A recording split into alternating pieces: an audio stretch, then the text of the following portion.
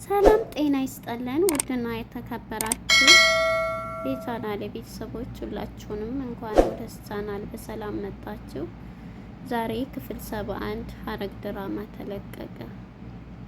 ሐረግ ድራማ እንግዲህ ወደ ኋላ ስንመለስ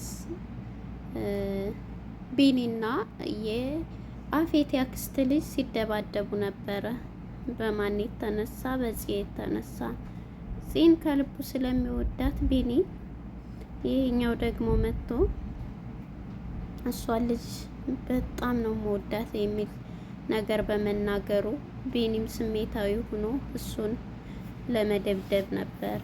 ነገር ግን ገንዬም በቃ አረፍ በማለት ሁለተኛም ደግሞ የዚህ ልጅ ጓደኛ ስለነበረ የዳጊ እንደዚህ በሚለው ሰዓት በቃ መሄድ አለብና ተነስና እንሂድ ብሎ እሱን ይዞት ይወጣል። ምክንያቱም አጎቱንም ጓደኛውንም ማን ነው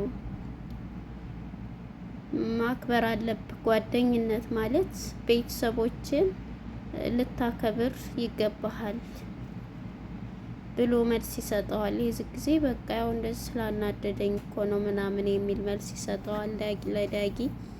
ዳጊም ደግሞ ከምንም በላይ እውነት ነው፣ በቤተሰብ መደራደር ማንም የለበት።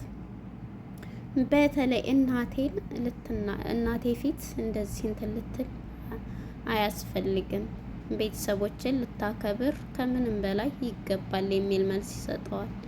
የዚህ ጊዜ ጓደኛውም እሺ በማለት ወደ ሄዋን ጋር ስንሄድ እንግዲህ ሄዋን ወደ ቤዚ ጋር በመሄድ ተሰናብታታለች። ቤዚም ደግሞ ግራ ገብቷት እየተከተለቻት ምንድነው ለምን አትነግሪኝም? ለምን ሳታስረጅኝ? በማለት ቤዚም ተጨነቀች በጣም።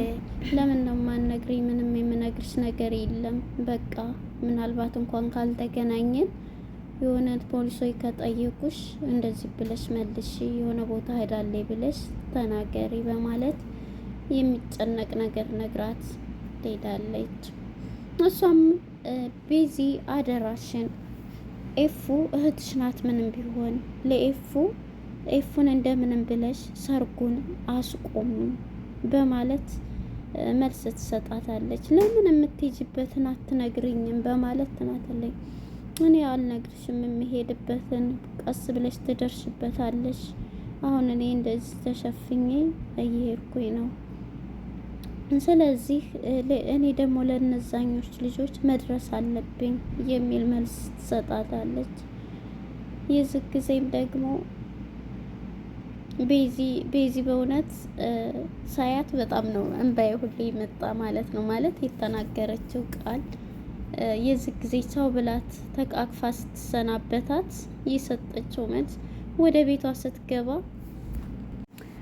ቤቷ ስትገባ ምንድነው ያለችው? በቃ ስትሰናበታት ቻው በቃ ቀፊኝና እንለያይ ብላ ስትላት የዚህ ጊዜ ቤዚ በቃ ታርማ ማረሚያ ቤት ሄዳ ከመጣይ በኋላ ሁሉንም ነገር በቃ ለሰው አሳቢ ለሰው እንትን ባይ ሆናለች። የዚህ ጊዜ ስትሰናበታት ለምን ነው በቃ ማትነግሪኝ? አሁን በደንብ ሰላም ብዬሽ ልለይሽ ነው የመጣሁት። እንደዚህ እኮ ስለምወድሽና ማንንም ሳልል አንቺን ልል የመጣሁት በዚህ ምክንያት ነው፣ የዋህና እንትን ስለሆንሽ ነው ብላ ስማት ተለየቻት። የዚህ ጊዜ ቤዚም ቁማ ተመልክታ ስታበቃ ሸኛት። ቤቱን እያየች በቃ ግንብ ብቻ ምን ይሰራል? ቤት ብቻውን ምን ይሰራል?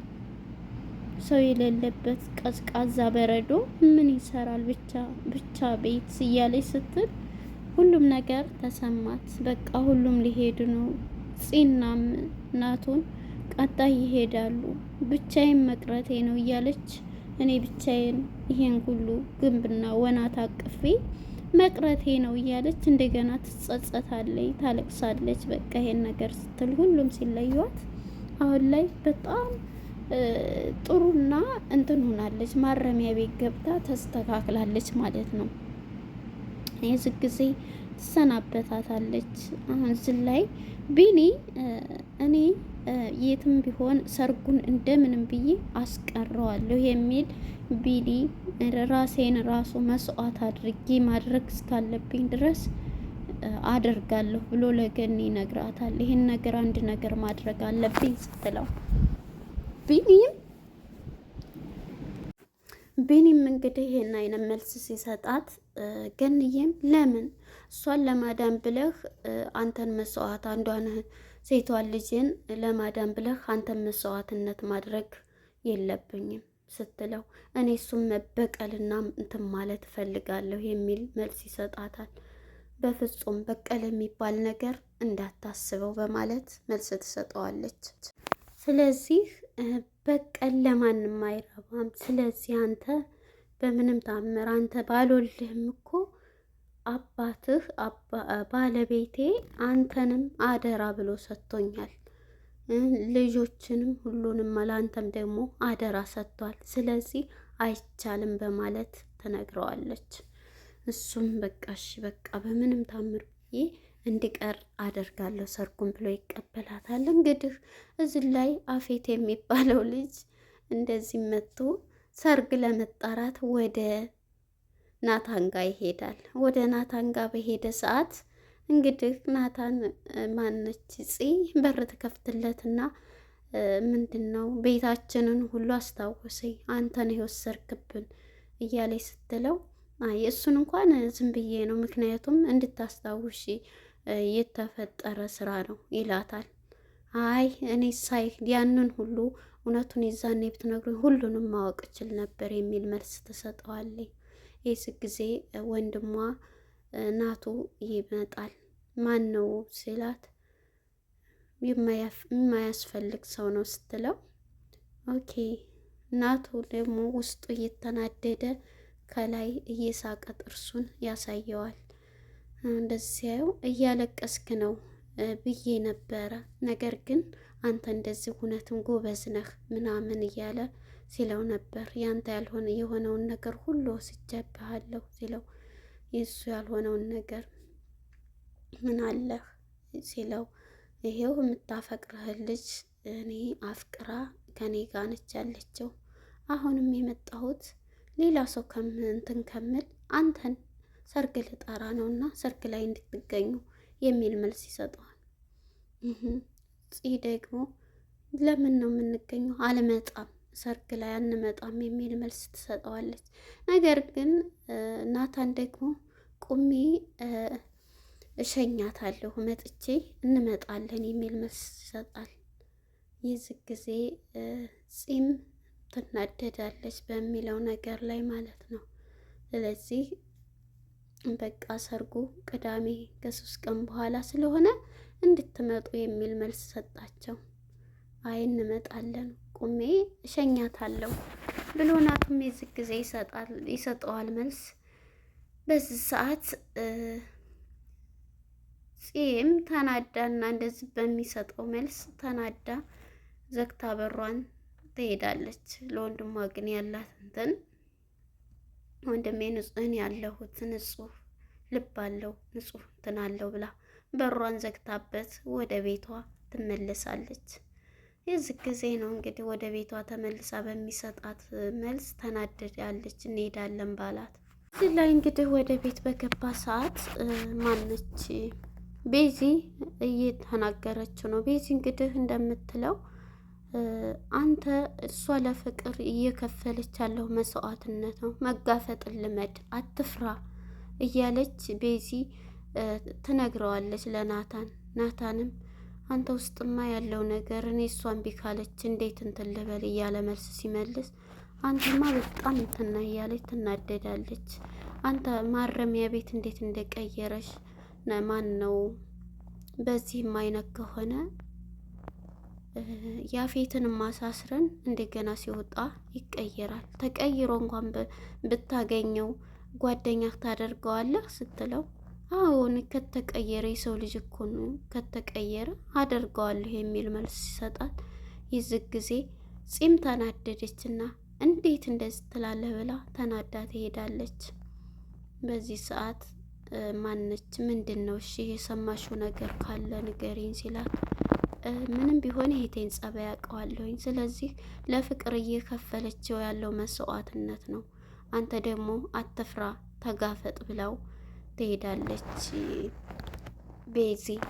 የዚህ ጊዜ ናታን የሚያስብና ይህን ሰርግ ማስቀረት አለብኝ የሚል መልስ ከራሱ ጋር ተነጋግሮ እንደምንም ብዬ አስቀረዋለሁ የሚልም ወደ ውሳኔ እየገባ ነው ያለው ማለት ነው።